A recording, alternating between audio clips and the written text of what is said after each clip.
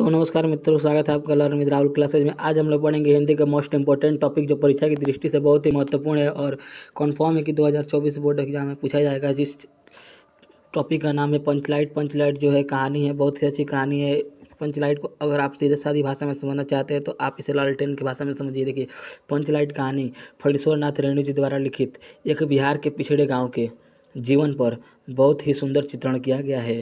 पंचलाइट जो कहानी है यह भी फणीश्वर नाथ रेणु जी के द्वारा लिखा हुआ है और एक बिहार के पिछड़े गांव के जीवन पर, एक बिहार का जो पिछड़ा गांव है उसके जीवन पर बहुत ही सुंदर चित्रण किया गया है। तो आइए उसके बारे में हम लोग अध्ययन करें।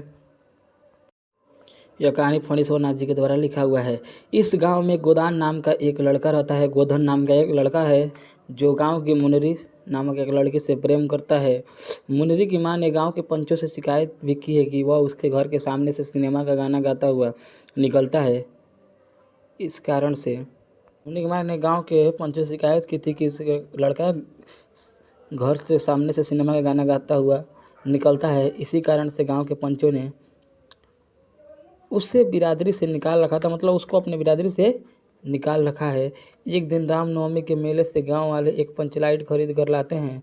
जो रामनवमी के मेले से गांव वाले एक पंचलाइट खरीद कर लाते हैं। जो पैसे बचे उससे पूजा पाठ की सामग्री ली गई। सभी लोग पंचलाइट को रखने के लिए बहुत उत्साहित थे।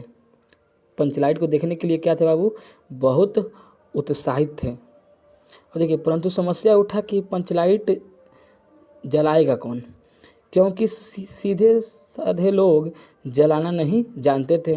आप लोग समझ भी सकते हैं कि उस गांव के जो लोग थे वो पिछड़ी थे, जलाना नहीं जानते थे।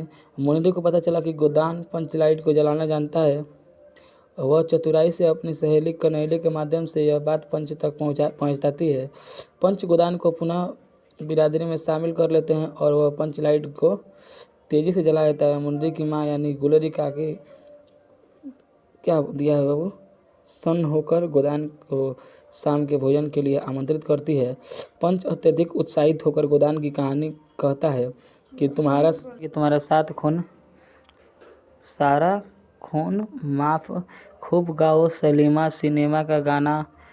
पंचलाइट की रोशनी में लोग कीर्तन और भजन करते तथा उत्सव मनाते हैं। इस प्रकार यह